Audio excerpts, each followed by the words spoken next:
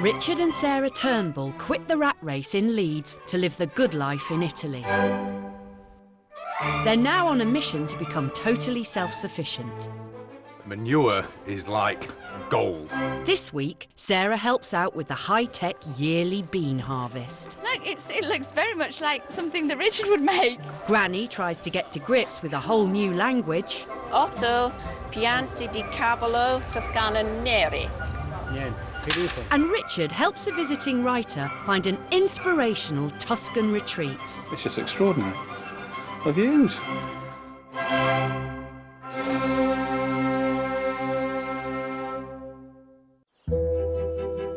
Home for the Turnbull family is 8 acres of sun-kissed hillside above the sleepy Tuscan town of Pescia. Until recently, they rented their farm out during the summer to bring in vital extra cash. But with 4 boys, and now Sarah's mum Ray competing for space, there's no longer any room for paying guests, which has left a £9,000 hole in their finances. One way they plan to bridge this gap is by living off the land, and after months of perfect weather, the garden has produced more than they can eat. Got it. Ah, corker. It's good news, as it reduces the food bill and may increase the bank balance. OK, Gregory, go, you ferry the tomatoes to the table. Grandma, you start dicing those tomatoes. Sarah plans to turn her surplus fruit and veg into much-needed cash, with a little help from Mum. Stuff from the garden. Also, a friend of ours had a huge glut of tomatoes and has given us a load of tomatoes. So can't keep them, can't freeze them, can't do anything else. Got to make something out of them. So it's going to be lots of chutney. So absolutely nothing wasted. Whatever we're not using, the chickens will have. Sarah's mum Ray recently quit the UK to spend a year living on the farm. I have made so many mistakes in my life that when I decided to do this, I thought, oh God, you know, am I doing another one of these good ideas at the time? But I really do feel that I've done the right thing. Out now, everybody, out, outside. It's messy, it's dirty, it's noisy, it's chaotic. It's all the things that I've avoided in my life. I've wanted to have this little quiet existence, but I can already see the benefits of it. No, please, in a minute. But Ray's stay in Italy isn't going to be a holiday. We've done chilli chutney, we've done Mediterranean chutney. We did that other one with pear and apple in it as well, didn't we? Yes. And then this one, 1, 2, 3, 4. Oh, I'll tell you what we do have. In November, we'll have a huge crop of kiwi. I wonder what kiwi chutney, do you think it makes kiwi chutney? Crunchy pips might be a bit off-putting. I don't know, I quite like crunchy pips. Well, we'll have to make some for us and then see how it goes.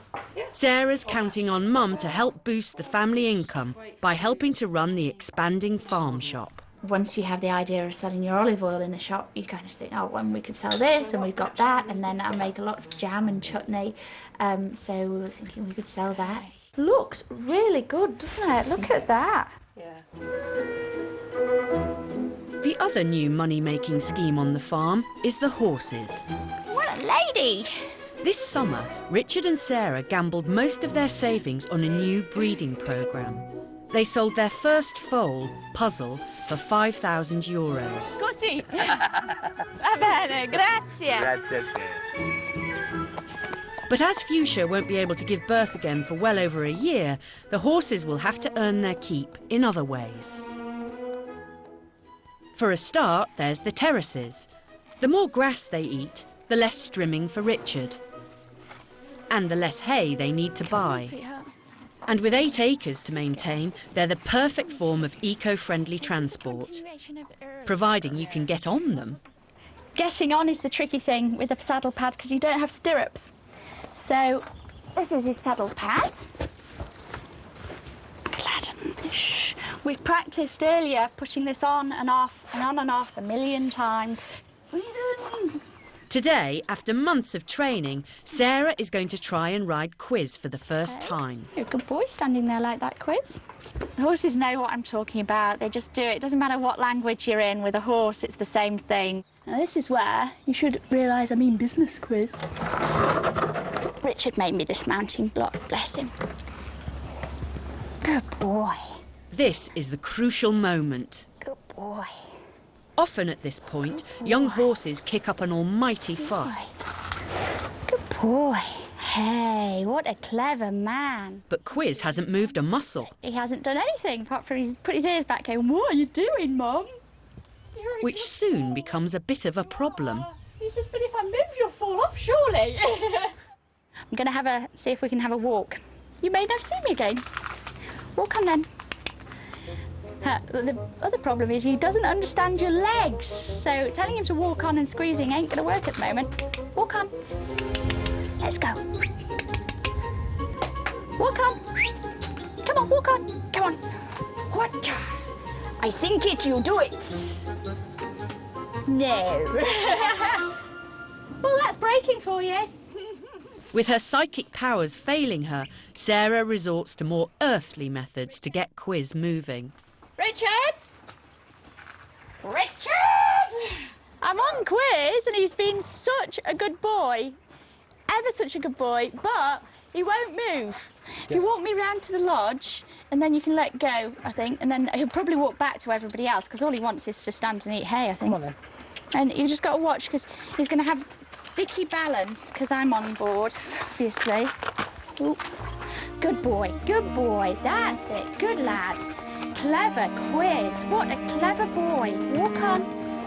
I'm very, very proud of him because although he's very reluctant to walk anywhere, at least he's calm, he's accepting, just fantastic. Come on then, that's as far as you go for today. It's taken a long time to get him to be like that. OK, right, you let go. Let's see if he'll do it on the way home on his own. Got an itchy? Those nasty flies. They're nasty flies. Good lad.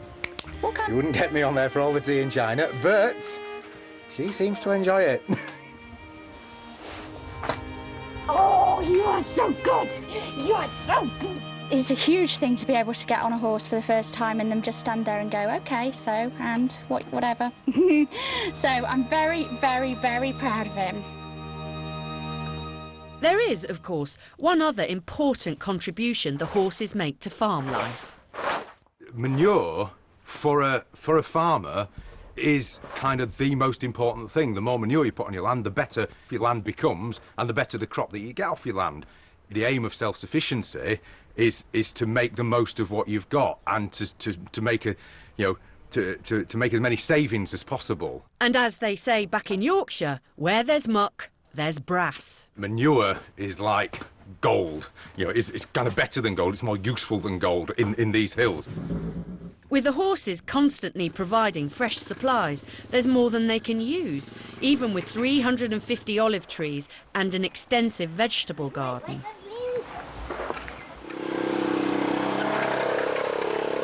But Richard has big plans for his manure mountain.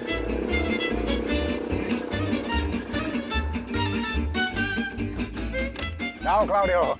Up at the neighbouring vineyard, Claudio's got an abundance of something altogether sweeter. Va bene un bottiglia di vino per questa? Sì. I'm not without horse shit. He's saying he's not without wine. So, absolutely no problem. Which, a bottle of wine for all this is fantastic. And soon as we produce a load like this every second day, that's quite a lot of wine at the end of the year. So I'd be going some to get through that much wine. So for me, it's a very, very fair trade. It's a truly Tuscan barter. A trailer load of steaming dung for some top-quality Chianti. Questo per te. Oh, grazie mille, grazie. Some people get excited about turning water into wine, but we've just turned poo into wine, which is... Grazie mille. Yeah, even better for us. Okay, ciao, ciao, ciao.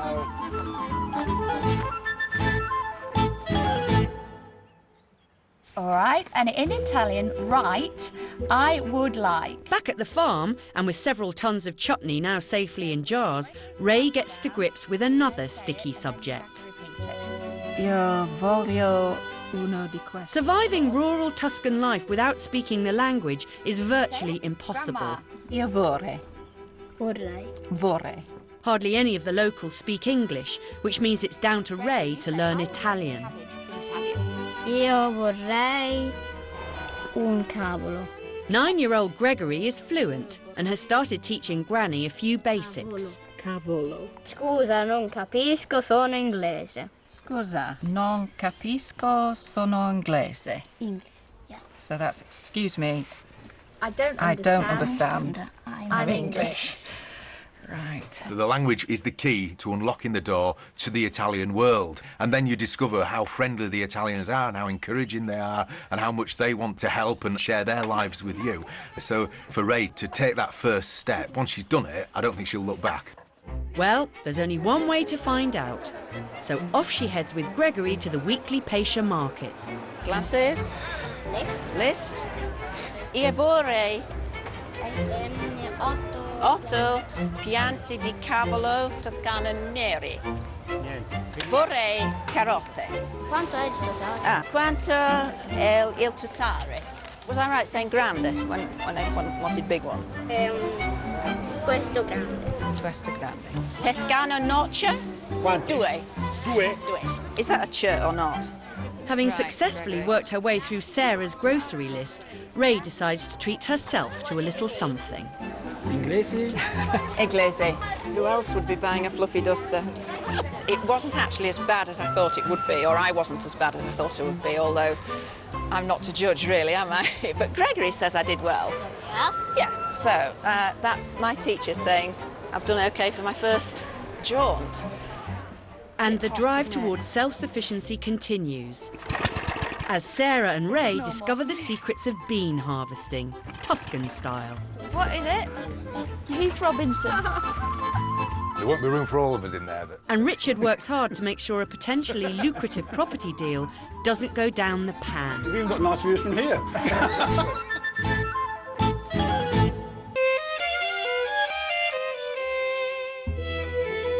5 miles down the valley from Richard and Sarah's farm is the picture postcard hill village of Serrano. It has a population of just 180 people, but its name is known the world over in culinary circles thanks to a small white bean. The crop has been grown for centuries in the fertile flood soil down on the banks of the river Pescia. Buonasera. Maro. The annual harvest starts today, so Sarah, Ray and Gregory come along to lend a hand. Primo figlio, Gregory. Gregory, ciao. And find out more about the famous Serrano bean with a view to selling them in their farm shop. Do you know what, Gregory? In England we grow these and they're called green beans, but we don't let them go dry like this. Gustarlo bene Sì. e con olio d'oliva basta, lessato. Sì. Questo viene messo a bagno, Sì. poi viene lessato. Serrano beans take around 3 months to grow and are ready to pick only when the pods are brown and dry. So you take the bean out of there and then you cook it slowly and gently with oil, and it's really, really, really good. So I'm really quite up for selling them in the shop because they send easily. I can put them in the post, no problem. So it's good to meet Maro because he's obviously the bean man of Serrano. As Serrano beans are protected by the European Union, this is the only place in the world they can be grown, which means less than 3,000 kilos are produced every year. Maro explains how their unique, delicate flavour makes them much in demand. So when you bite it, a normal bean would have this fairly hard skin around it that would flake off. But Serrano beans have got hardly any skin. So when you cook them, not only have they got a lovely delicate flavour, but you don't get that skin bitey chewy thing going on. What sort of money do these beans go for? Well, Are we handling a fortune? Yes, actually. So for goodness sake, be careful with them. Don't drop any on the floor. Somebody said about 26 euros a kilo, which is what in English that would be about 20 quid a kilo. Oh, careful. I'll split one. 20p that. Put it in the bag.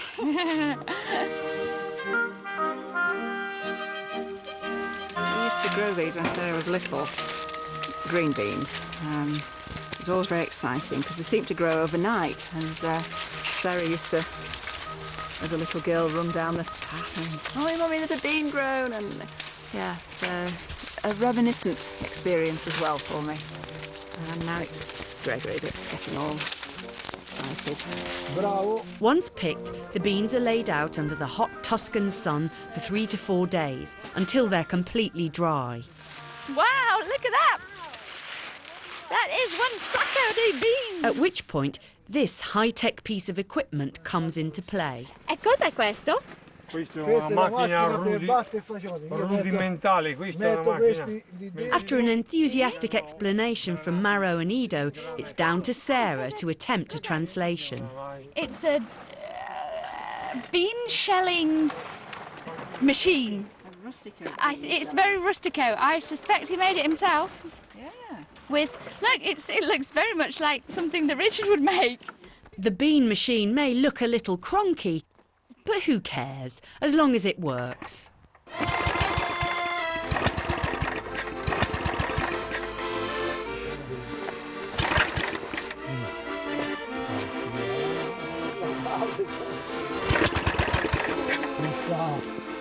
Allowed to laugh. Or might we get chucked out? Oh, addio. This is absolutely a man thing, isn't it? If we'd have sat down, we'd have got it done by now. By hand. Oh, by but hand, no, yes. they want a machine.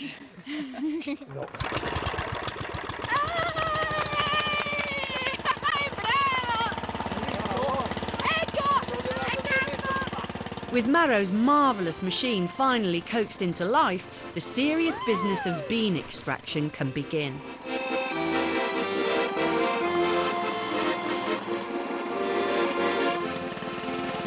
So while Sarah and Ray are left counting beans, Richard is off down the valley, attempting to bring home the bacon.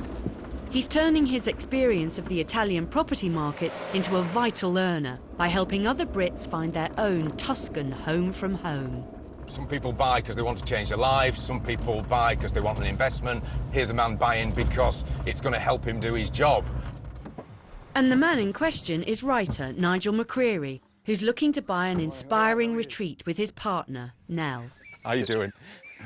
All right. Good to see you. Hey. It's very beautiful, isn't it? Yeah. It's fantastic. It's a beautiful, beautiful area. This land come with it, yeah? Yeah, we've got about 4,000 square metres of land, 120 olive trees, fruit trees, woodland. It's just a nice piece, a nice manageable piece. If they decide to buy, Richard will earn a bonus from the Italian vendor, which will be a crucial addition to family funds. It's on the market for 290,000, and 290,000 property in this position, in this kind of condition, you know, structurally sound, in need of a makeover, really in the region of sort of 25,000 euros spent on the inside, you could create something absolutely fabulous. Yeah. OK, come on in. I'll open the shutters.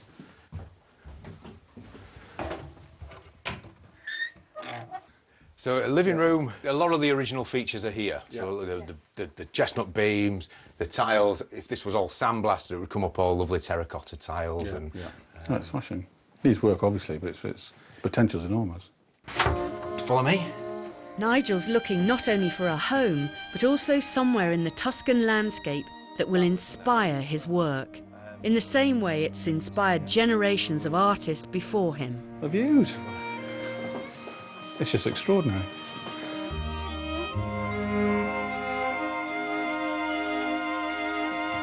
This is the main bedroom, isn't it? It's got a little bit of an ensuite bathroom as well.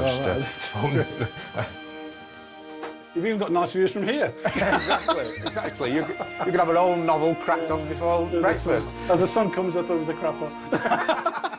It looks like Nigel's starting to see the potential of Eremo House as a writer's retreat. Well, yeah, you need somewhere you can think, really, because, I mean, if you can get so busy, you can't think clearly, and then the ideas don't come, nothing comes, really. Yeah.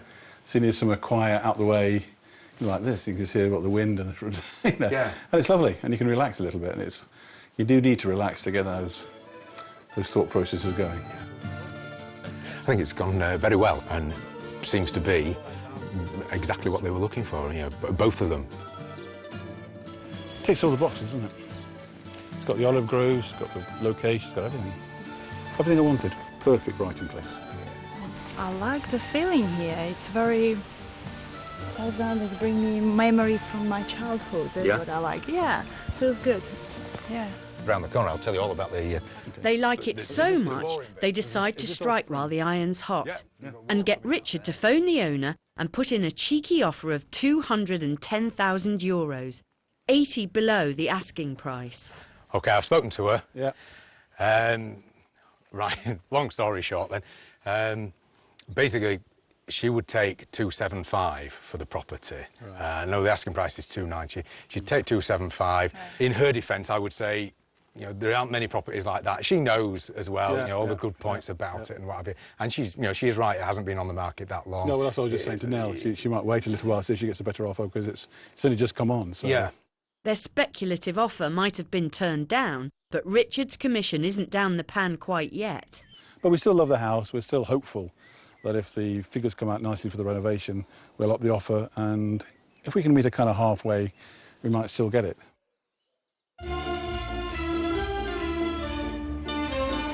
It's Sunday evening, and the family head off to Serrano to celebrate the first fruits of this year's bean harvest. Yeah, all right, that's fine. Fagioli e salsiccia, fagioli e bacala. This is a very, very typical thing. This happens in every little village all over, well, certainly all over Tuscany, probably all over Italy as well. These sort of get-togethers, the whole community is involved, you know, doing the cooking. It's kind of, you know, two birds with one stone. It's a great social thing, but it's also generating money for the area in a good way. Wow. OK, boys. They've picked them, they've shelled them. Finally, it's time to sample the culinary legend that is the Serrano bean. Very good. Nice. Good beans. A bit salty. Yours a bit salty? No. I think, hands down, baked beans on toast is still a staple part of my diet. But Serrano beans on their own with some olive oil, yeah, that's a good day out. Take what you can get, my love. When the baked beans run out, Serrano beans it is. Which just goes to show that despite living in Italy for 6 years, you can take the boy out of Leeds, but you can't take Leeds out of the boy. Tasty. Next time, Sarah and her mum hit the bottle with some homemade cider. And the kids join in. Oh, Marco! Darling, it's big boy stuff. Richard gets manly in the woods. I'm out there chopping it and burning it, and we're surviving. Francesco! And Sarah meets an Italian stallion. Io campione del mondo 1996, New Jersey. Tomorrow at 8, a Debbie in a dilemma. Is it away in shiny Seville, or does Debbie do home in Dorset? A place in the sun can help. But next tonight, France, and in particular Chateau Monty, where wild boar fancies some of the grapes.